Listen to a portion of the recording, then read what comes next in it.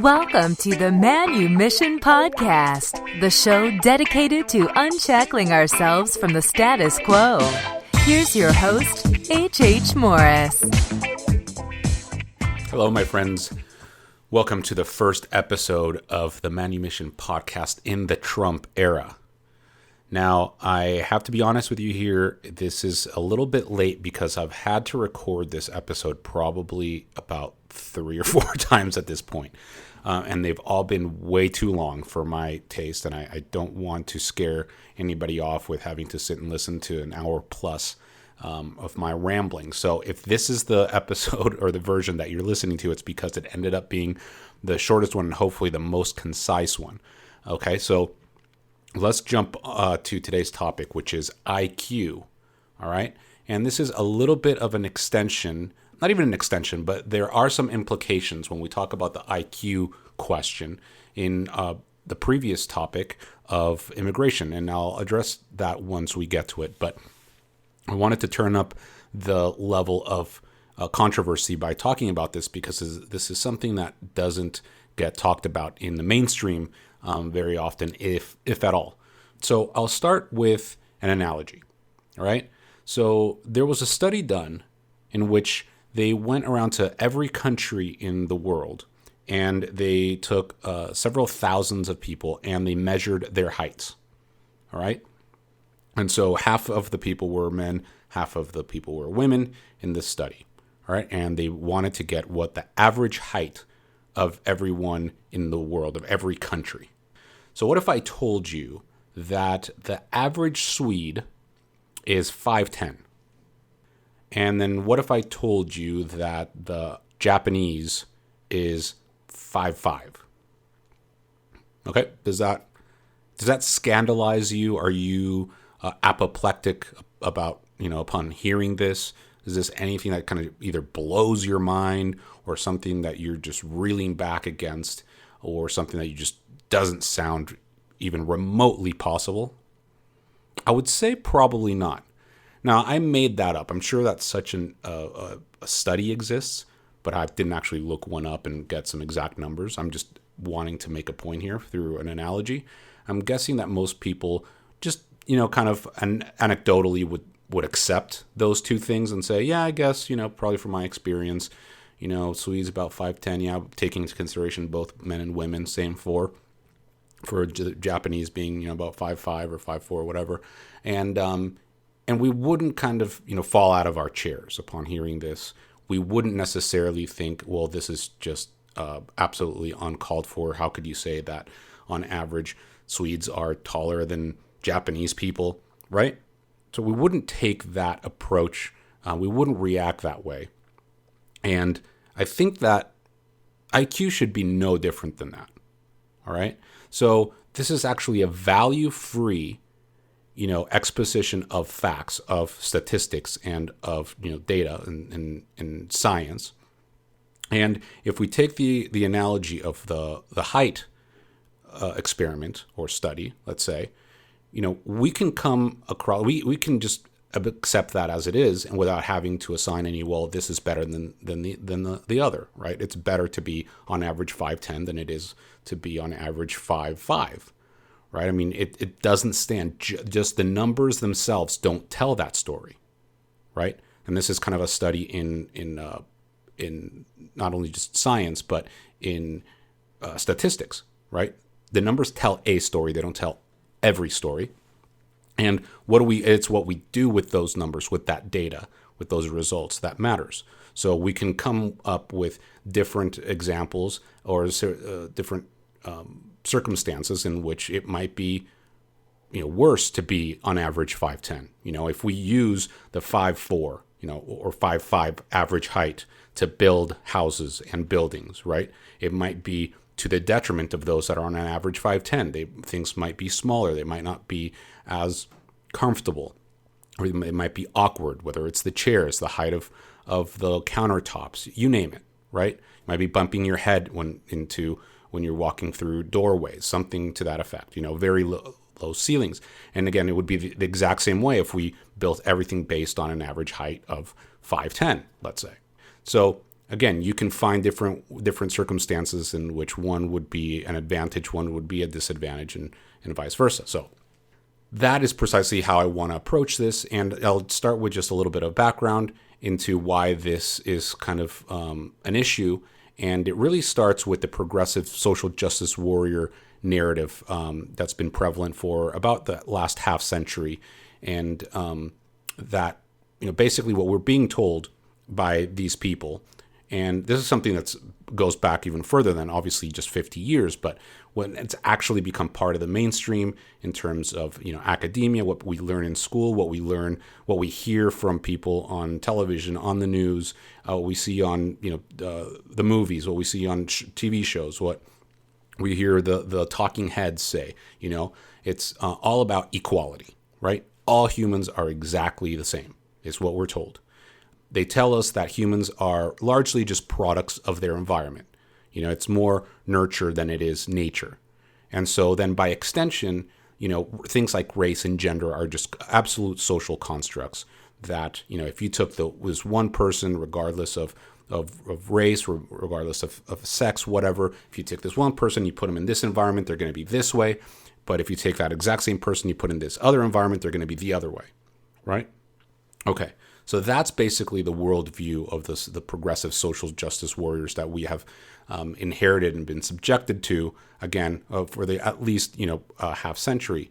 Now, they also tell us at the same time, and all you need to do is either watch the protests during the inauguration of Donald Trump last Friday or the Women's March on Saturday to realize that what they're telling us also, along with all of these other things, is all of the ills of the world are due to white, heteronormative, male, Christian ideology and everything that comes with that. And they basically bundle all of that up in basically Western culture. Not exactly, because obviously there are Western people that are in the West that don't agree with all that, but that's pretty much what they tell us, or who they tell us are the culprit for all of these people who they see as oppressed. So their worldview, the lens through which they see everything, is basically in terms of oppressor versus oppressed. So that's the way things stand. So what happens when we start actually analyzing the world, when we start looking around and say, well, was what we find conform to that point of view, to that worldview? And it really doesn't. So we have these conflicting ideas, or conflicting, I think, just facts or observations when we actually look at the world, right? We're like, well, is it always that it's the white majority, oppressing the minorities, the people of color, the POCs that they call them? Is that always the case? Well, we look around and we say, well, whites are only 9% of the world's population. Now, they don't even realize how ironic it is that they're the ones that are always pointing to race and to sex, males in particular, as being kind of the progenitors of everything that is wrong with the world, because they're telling us that we're all equal, right? But they're the ones that kind of point this out. So we kind of like, well, if whites are only 9% of the population, aren't they a minority in the world? Okay, well, that's from the world, right? That's looking at the entire world. But okay, let's kind of drill down to the country, to the United States, all right? It's white people basically oppressing minorities. And if we look at the plight of the black community, or let's stick with the black community, actually, because that's probably the one that where probably they would point to say, look how much these people are suffering, look how much these people are held down. And it's basically just an extension, the legacy of a history of slavery, right? And this is something that's very tough for us to just explain away very easily, because when we think about it and we just think back of the phenomenon of chattel slavery, we can't help but see what an abomination something like slavery is, right?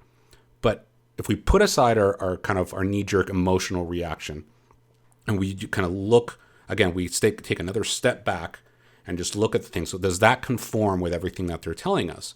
Well, the fact that black people aren't flourishing in the United States is, if the reason for that is because of whites oppressing them, not only through slavery 150 years ago and back, but all the way up to today, then it would stand to reason that then if you went and looked for countries where the majority was black, where they were ruled by black people, that those countries, those societies would be flourishing, right? So then we look to Africa, where the majority of the countries are black, where they're black politicians, black leaders, black clerics, black everything, right?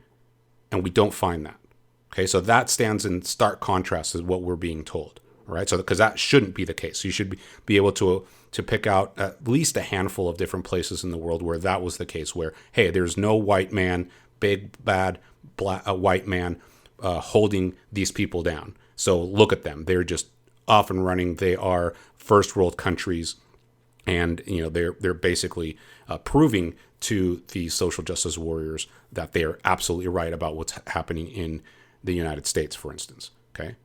Now, the other thing that contradicts what they tell us inside of the U.S., for instance, is that there are other groups, other minorities, even smaller minorities than blacks and Hispanics, for instance, that are more successful than even whites.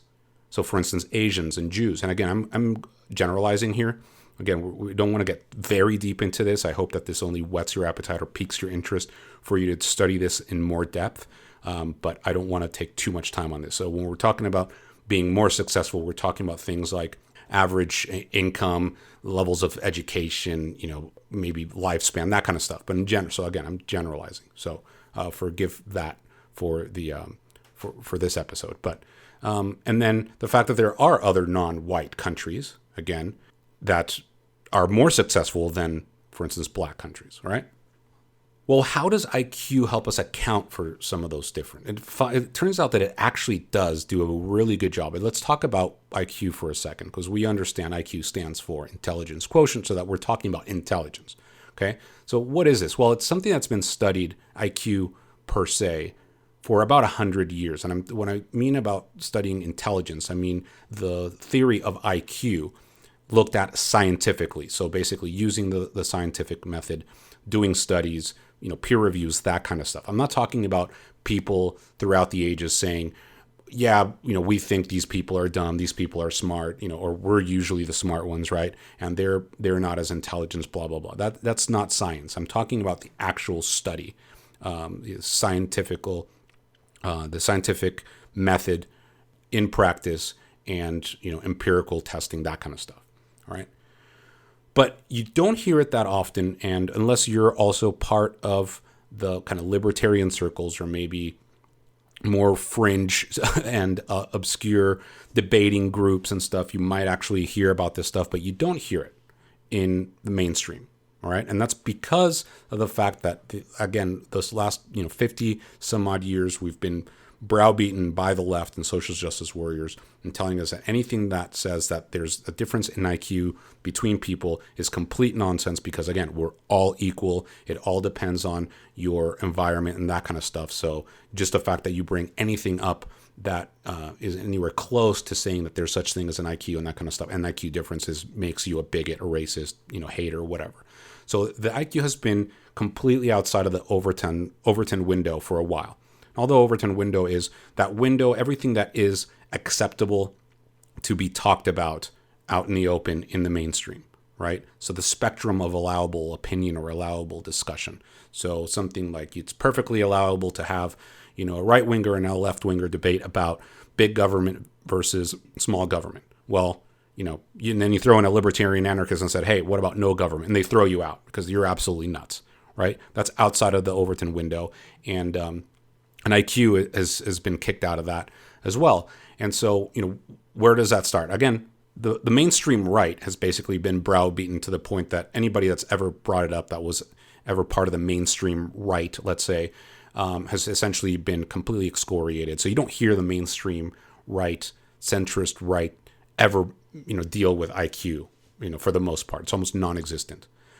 Now, the alt-right, so again, the more fringe elements, you do hear them bring this up, especially the fringe areas of like the full-on nationalists, neo-Nazi types, the actual bigots, right? So they're fine talking about this because they want to say, hey, these people aren't as smart as we are, so we got to keep them out, or we have to protect ourselves from these people, whatever. And in a way, they do use IQ to confirm their bigotry and to kind of use it as proof of some of the silly beliefs that they hold. And then you have the libertarians, and it's not as clear cut because, for instance, thin libertarians are fine talking about stuff like this, and the thin libertarians are essentially the ones that simply just believe that in order to be a libertarian, all you need to accept is recognize, the natural right to private property and the how that's codified in the non-aggression principle, and that it is illegitimate and immoral to initiate violence against someone else's property, and their body being their property. So initiating violence against anybody or their property.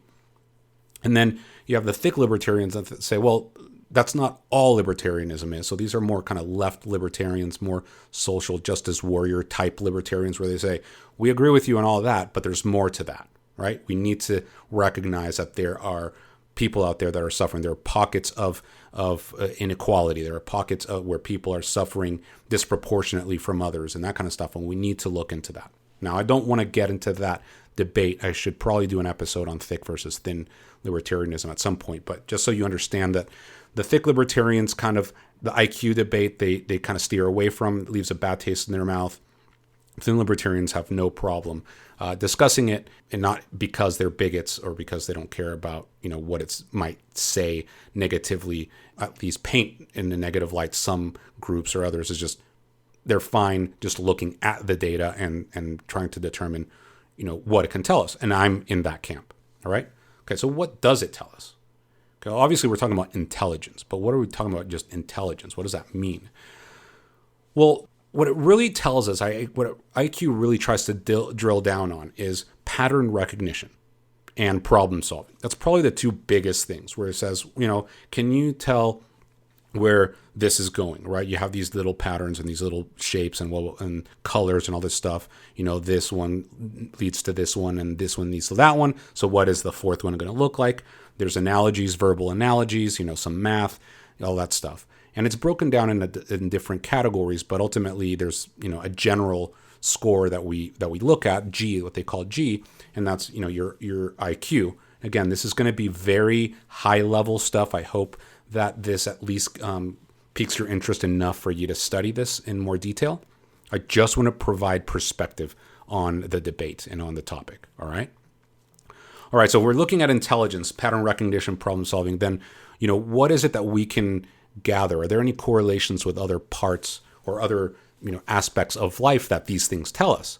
Well, yeah, one of the things that we can find is that the people with higher IQ, for instance, tend to be able to have a better ability at suppressing their need for instant gratification, right? So because they're better at problem solving and recognizing patterns, they have an easier time saying, hey, if I do away with this thing that I want now, today, if I do away with that and I put it aside, then it's actually going to be better for me down the road, right? I'm going to glean better results or more benefits from it down the road. Whereas people with lower IQs have a harder time with that. It's what's right in front of them. If it's something that they see is beneficial to them right here, right now, they'll do it. And even if it's something that will end up being to their detriment in the long run. Okay. So obviously from this, it would stand to reason, and it actually does bear out when we think about then that probably means that people, when we look at IQs, there is some correlation there with average income. Right. So because people have the ability to plan it that way, then it would, stand to reason that we would expect them to have higher incomes. This probably also has a lot to do with levels of education, all that stuff. But I don't even want to get very deep into that either. I don't want to analyze it to that degree. So what else? What other correlations? Well, criminality. And I'm talking about criminality and violent criminality, not just, what we consider white collar crimes with people. Ponzi schemes, the Bernie Madoffs of the world and whatever, where those people actually end up or tend to be higher IQ. Okay. And we'll unpack that a little bit more in a minute.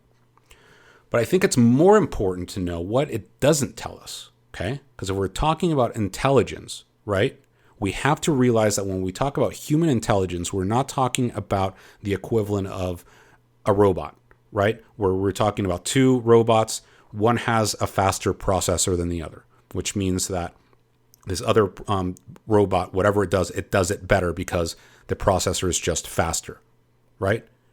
Well, we're not dealing with robots. We're dealing with humans. Humans have personality. There's different personality traits and qualities that make it so that it's not that simple. So even though in general you might be better at pattern recognition and at problem solving some things, it doesn't necessarily mean that that's going to translate into that person being better at everything every time, right? So we have to understand that we're not dealing with computers here, right? I mean, also if you look at happiness, right? IQ doesn't tell us anything about people being happy, how much happier they're going to be because they're smarter, right? Or more intelligent. As a matter of fact, this tends to be the opposite if you look at the numbers, because people with higher IQs actually suffer from depression more often than people with lower IQs. And the suicide rate is much higher with people with higher IQs. So again, you can even make a very good argument for people with lower IQs. And if you look at maybe some, tribe in the middle of the Sahara somewhere, or in South America in the Amazon, you can make an argument that they might be even happier than you and I, and they might be, IQ 70 or something, right? So again, it's important for us to understand what it doesn't tell us as much as what it does tell us, right? We're talking about also, where we look at decision making, being able to, look at something, find a pattern, or problem solve something in the abstract, doesn't mean that that's going to translate necessarily into the real world. For instance, there's a lot of people with high IQs that are completely socially inept, or that have and I'm not talking about the exceptions here, by the way, guys. I want you to know that this is something that is common, okay? So I'm not just talking about the exceptions here. I'm talking about things that you do find in high IQ people. A lot of them are socially inept. Or there's a very high degree of people who have high IQs that have a hard time maintaining relationships, not just with friends, with their partners, that kind of stuff. Okay, so it's not a foregone conclusion that just because someone's high IQ that they're better, right? Again, think back to the analogy that I gave you about the height, right? In and of itself, high IQ is analogous to what I told you about the height, that the average 5'10" versus 5'4". It depends on what you're looking at, what the circumstances are that you're looking to improve upon. Okay, so the IQ is basically broken down in a bell curve, and one of the pioneers in this study, not only in the bell curve and IQ, is Charles Murray. And there's a lot of other people. There's James Flynn, a lot of people out there that I recommend you look up. You'll find a lot more about this in detail. But essentially, it's a bell curve, and I think most of you are aware of what a bell curve is. Essentially, a graph, and it looks like a bell. And basically, the vast majority of the averages, the big bulk of the people are found in that big bell. And then you have the extremes that are on each side, and the low end and on the high end. Those are the very low IQ. Those are the very high IQ, right? And everybody else is kind of gathered in the middle. Now, it's important to also understand that this bell curve is basically the same across every group of people. It's just that the averages are what move up or down, right? But the spread is basically the same. Okay, well, what does that look like? Well, I'm going to give you general numbers, I'm going to rounded numbers, okay? So, for instance, at the average IQ, the highest average IQ of any group is with Ashkenazi Jews. I don't want to get into the difference between Ashkenazi and Sephardic Jews or whatever, but just understand that Ashkenazi Jews are Jews of Eastern European descent, Poland, Germany, Russia, that kind of stuff, with an IQ of average IQ of 110, roughly. Then Asians with about 105. Then whites with 100, which is basically considered around the average, worldwide that is, between 95 and 100. Then Hispanics about 95, blacks between 85 and 90. All right? And that's, again, very general, guys. You can break this down a million different ways. I know that there's different types of Asians. When I'm dealing with Asians on the second rung here, we're talking about Eastern Asians, Chinese, Koreans, Japanese, that kind of stuff. It's different if you look at Southeast Asia. I know whites, there's a lot of different types of white people, and I know it doesn't get put forth that way in by the mainstream. And Hispanics, again, broken down very differently. Blacks, again, you have black people in the U.S., you have different types: Eastern African, West African, Central African, Sub-Saharan African, South African. I mean, there's a lot, okay? So again, this is general. But we can still, make use of this data, all right? And also there's a difference between men and women in which the men are basically have a bigger spread in that you have more high IQ, but also more low IQ people, where the women are more concentrated in the center. Okay. So how does this help us? Well, when we start analyzing the world, remember the things that I was discussing about how these things that don't add up with what the progressives tell us about the world, about the equality, everybody being the same, about people, everything being social constructs, race, gender, all that kind of stuff. And we have all these things that don't add up when we look at the world. Well, actually, if we use IQ, a lot of these things actually start making sense, and a lot of these things start falling into place. You see, if you account for IQ, you start seeing the difference between poor countries versus rich countries. Of course, you're going to have exceptions, just like you have people on the high end. You're going to have people on the low end. You're going to have exceptions, but like North Korea or some Eastern European nations, Chile being a high outlier in terms of Hispanic groups, for instance. Those are going to exist. But if you account for or correct for IQ, a lot of this stuff actually starts matching up with what you would expect. All right. So same if you look at it internally in the U.S., when you look at things like the prison demographics, the demographics of people on welfare, when you look at average income, you see that scale represented, very, very clearly. All right. Now, this also has some effects. I just want to tie this to our conversation on immigration from last week, because when people talk about legal versus illegal immigration, when people refer to legal immigration, they're saying, hey, we're not against all immigration, we want legal immigration. What we're seeing, or we're talking about with that, is we're dealing with people who are on the higher end of this IQ spectrum, because these are the people that can get their act together and they can gather the money that they need, or they can be so good in their field that someone from another country, namely, let's see, the U.S., and says, hey, come over here, we want you to work for us, and we'll give you, legal residence or citizenship or whatever, right?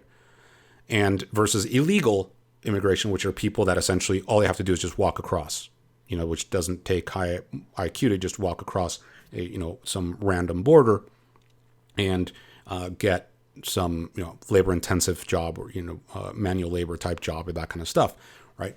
So know that that's part of the immigration debate as well. I didn't allude too much to it last time, but another thing to note related to that is that usually results in brain drain, and I did talk a little bit about that, brain drain in the country of origin, because if any country is constantly losing the best of the best, of their people in terms of their intelligence, instead of their productivity, in terms of their entrepreneurial, bent, all that kind of stuff, then that means that country of origin is going to be forever, locked into poverty or whatever it is that they're suffering from, right? Okay, but enough about immigration. So I want you to understand that when people use IQ as a tool for oppression, it can actually be turned back on them, because it doesn't really work. If you want to use IQ, if you want to use these statistics, if you want to use these studies to basically prove that someone is inferior to you, and I'll use the example of the right-wing extremists, the alt-right fringe neo-Nazis, the KKK folk, that kind of stuff, okay? So if they want to say, yeah, the IQ shows that, blacks and Hispanics are inferior and blah, blah, blah. Well, they're going to be basically hoisted by their own petard, because if they want to use that, it basically, all it tells them is they're not white supremacists, they're white mediocritists, right? Because whites are essentially, as a group, are essentially the average at 100 or 95 to 100, whatever it is. So basically, it debunks their worldview, right? So again, we shouldn't see IQ as a tool of oppression or as a tool to try to bring people down, because even to the people that use it, it can be used against them just as easily. Okay. Now, the other thing that I think it bears mentioning is when we're looking at just general trends, these statistics, that's all they are. I mentioned before, numbers tell us a story. They don't tell us the whole story, but they might at least point us in the right direction. So, for instance, you might be, if you're a doctor, okay, let me step back for a moment and just make this point. Using a general trend to use, at the individual level almost never works. Okay, and I'll give you an example. Okay, what I'm trying to say is anybody like the people that I just described that are willing to say, well, because Hispanics or blacks, let's say, have lower IQs in general than whites, that I'm going to assume that anytime that I come across a Hispanic or a black person, that they're going to be dumb, right? Now, I'm not saying that people don't do that, but some people definitely do that. I'm going to show you why this is absolutely the wrong approach. Not only is it the wrong approach, it'll probably end up hurting you in the long run, or at the very least, you'll break even. But if you do it that way, you'll miss every opportunity to be able to do bigger and better things. So I'll give you an example. So let's say you were a doctor and you have a practice, and in your studies, you know that sickle cell anemia is something that affects mostly black people, right? And you say, well, you know what? 90% of the people that have sickle cell anemia are black. So you know what? I'm just going to play the numbers, and every black person that comes through this door, any patient that comes in, I'm just going to give them this pill. I don't know. I'm not a doctor. I don't know what the treatment is for sickle cell anemia. I'm just making a point here, an analogy.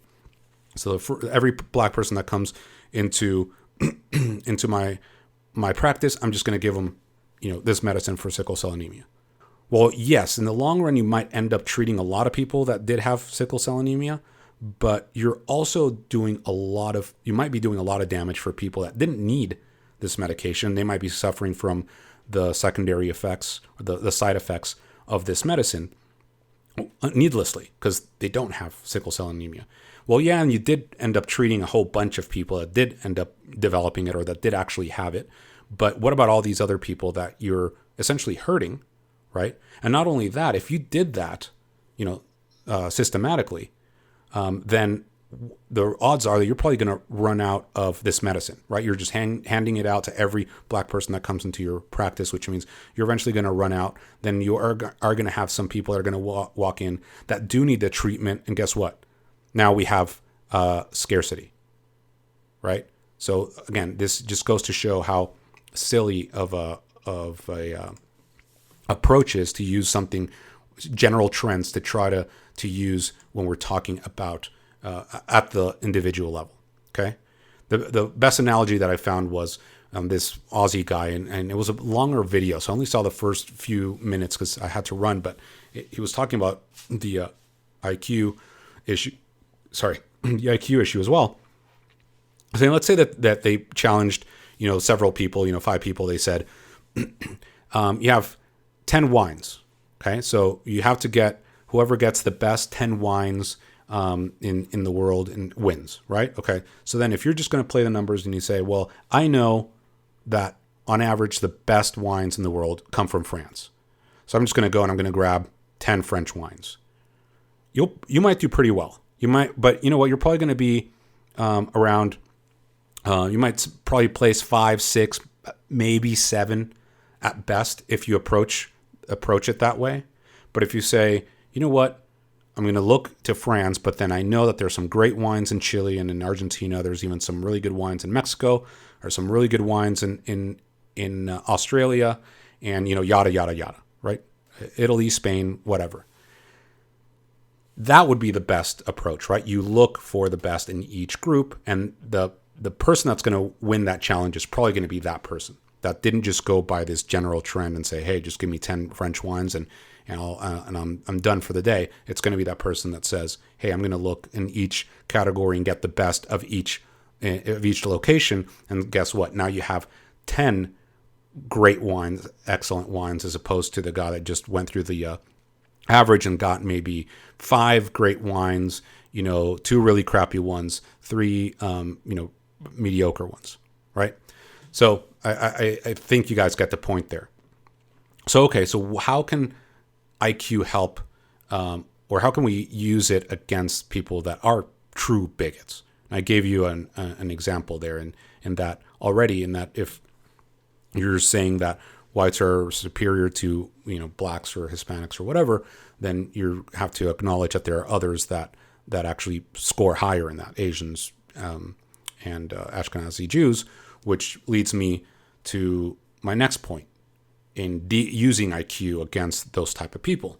I'm sure all of you have come across the Jewish conspiracy theorists and these people, especially the neo-Nazis, the very fringe alt-right people that say, it's the Jews are basically plotting to take over everything and all this kind of stuff, right?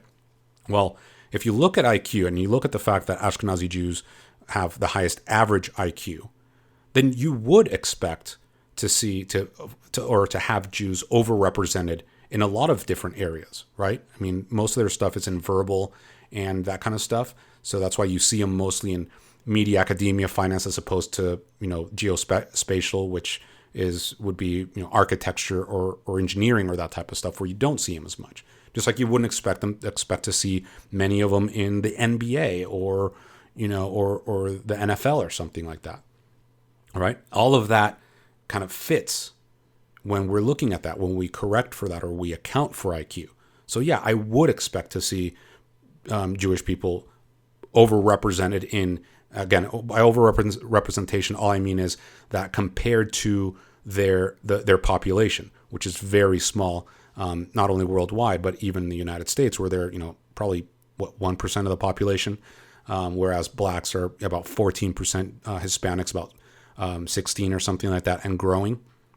So we would expect to see more of them in the media and academia and finance, right? Now think about political movements. This is a great way to basically debunk this Jewish conspiracy thing, right? Because you also would expect to see them overrepresented in leadership positions of political movements. So then you have like the left, you have the communists, you have the Marxists, right? Marx was Jewish. You have a lot of the Bolsheviks who were also Jews. You have a lot of the liberals, the current liberals, of this day, the Bernie Sanders and Schumers and Feinsteins of the world, okay?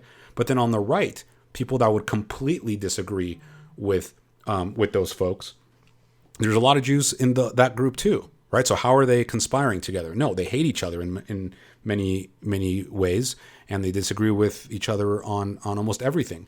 Especially the neocons, right? You also have like Bill Kristol and Charles Krauthammer. You have Milton Friedman or Dennis Prager, those guys, and then the libertarians who disagree with both the left and the right on so much, and basically also are at each other's throats. You still see a lot of Jews prominently in those movements. Ludwig von Mises. You have Murray Rothbard, Walter Block, actually Milton Friedman's son, David Friedman, right? So again, what conspiracy if all of these people either hate each other or completely disagree with each other, have completely different tactics, completely different strategies, and completely different ideologies, right? But you would expect to see them overrepresented, Jews that is, in leadership positions in these areas. Okay? So again, we're using IQ to debunk bigotry. All right? Now how do we use it on the lower end of the IQ spectrum then? Okay? Well, if we know that IQ at the lower end is going to lead to people having a harder go at things, then you want to create an incentive structure that removes the barriers to entry into the economy. That's going to help them flourish, and it's going to make them have an easier time navigating the world, navigating society, precisely because they're not as well equipped to navigate and problem solve and, find these patterns, right? And before I go further into that, let me just add to this. When people have studied IQ, they have realized that this is almost 100% hereditary, okay? Now, they have found a lot of things that will actually result in people having lower IQs, and those type of things are things like trauma, people that are beaten when they're young, people that are malnourished, those type of things. They have actually observed people being brought down in IQ levels from that type of abuse and trauma and stuff. However, on the high end of things, there really isn't anything definitive to tell us that it's something that will raise your IQ. Not the baby Einstein videos, not your mother playing classical music and when you're still in the womb, and none of that stuff. Okay? All of those studies have been debunked. There's really nothing that we can point to that tells us, yes, this is the way to increase someone's IQ. So if it's mostly genetic, okay, again, that goes against what the social justice warrior narrative is, in that we're all equal, and that, two, that everything is about environment.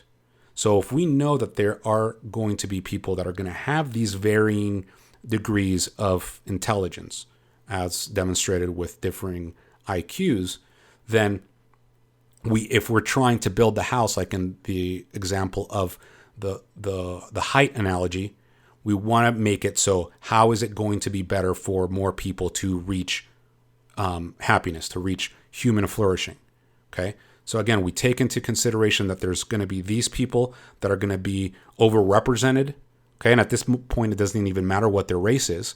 If we know, because the white people that are 85 IQ are the same as the Jewish people that are 85 IQ, that are the same as black people that are 85 IQ, and Hispanic people that are 85 IQ, and Asians. Okay, so at this point, it doesn't even matter. If we know that these people are going to exist, and we want them to flourish, and we want them to be productive, then we build the house, aka, e.g., the society, so that things are reachable to them, right?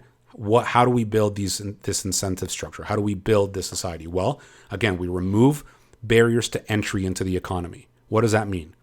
Well, deregulation, decriminalizing drugs, so that for those that do fall into it, at least if they don't have to be thrown in jail and and have to suffer from something that's going to be on their permanent record, so that they'll never find a job. And then two, doing away with licensing. If someone already knows how to cut hair, braid hair, do manicures, someone already knows how to, do massages, or just learn from someone and be an apprentice or whatever, just let them work. Let them go out there. And again, if drugs are no longer profitable because they're illegal, then the incentive is going to be to just go out and work. So also along with that goes the minimum wage, especially for young people. If they're not going to be out there, they're willing to go out and work. They're willing to go out, even if it's for $5 an hour. Someone's willing to pay them $5 an hour. Why should they not have that? Why should they not have that $5 an hour and build the skills and get experience that they can use to get better and better jobs? No, if you have to make them wait until they're actually worth $15 an hour, guess what? They're going to be just roaming the streets. And that's how you get the people that end up in the drug trade and all that kind of stuff these days, right? Because they have no other alternatives. The only thing that's actually viable and that has any prospect of giving them a profit is getting involved in drugs, right? So deregulation in general. And then the other side of that coin is welfare, is don't reward bad choices. If they're going to have a tougher go in navigating through life, the worst thing you can do is reward them when they do make a bad decision, right? Whether it's having multiple children out of wedlock, not working, just sitting around, not being productive. That's exactly what welfare does. And I know the left couches this in, we're so compassionate and these people are just suffering and they're going through hard times. So we're just going to take money from the rich and give it to the poor. But they don't realize that this incentive structure, again, if we if we take into consideration IQ, doesn't work for those people. And again, regardless of race, this applies just as much to someone in the ghetto or the barrio or the trailer park. Okay? It doesn't matter. You're going to have the same results. All right? So you have the deregulation, right? So you basically incentivize people to work, incentivize people to be productive. You don't reward bad behavior. And then probably, to me, I think the clincher is you need, in that type of society, you need to have sound money. And what I mean by that is, in the current system of fiat currency, where the power, the purchasing power of your dollar, the value of your money is constantly decreasing, okay? That you almost need to have a PhD to know how to invest your money so that it doesn't decrease, right? I mean, even me, I do pretty good for myself. I'm intelligent enough to be able to do a show like this and talk about these type of things. And guess what? Knowing where to put my money is still very, very difficult. You need to hire a professional that'll tell you, hey, you need to put it in this fancy derivatives market, or you need to put your money in this country or in this industry. It's very difficult, right? So how would we expect people of average to lower IQs to be able to do any of that? You can't. So it's through sound money, where you have a healthy interest on just savings and just socking it away, on just putting it in a bank, and that it'll give you 3, 4, 5, 7, 8% on your money just sitting there, by not even having to look into some insane, crazy, exotic investments, right? Or even just putting it under your mattress and knowing that the value of that money is not going to decrease, right? So, you don't have that loss of purchasing power through inflation. And again, so these people don't need to be Rhodes scholars to be able to know that all they need to do is just put a little bit of money away from each paycheck in order to have a nest egg that they can use in case of emergencies or in order to retire at a reasonable age. Okay? So again, this is a big overview, guys. I hope you guys see how this is a topic that we shouldn't shirk away from, that we should embrace, that we can use it in a positive manner to actually make some positive changes if we are just smart about how we approach it. I encourage all of you guys to look up more information on this topic, whether it's Charles Murray, the work of Charles Murray, or James Flynn. There's a lot of people. There's some really good videos by Stefan Molyneux about this topic, where he interviews a lot of the people that are involved in this type of study. So I hope you guys enjoyed this. Let me know your thoughts. Tell me if this is something that made sense to you, if it brings any value to you, and if you'd like me to kind of go into it in a little bit more detail in the future. Okay? We'll talk again later.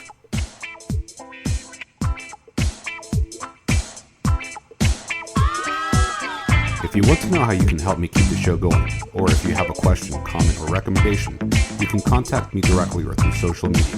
Find out how to do all that by visiting manumission.com.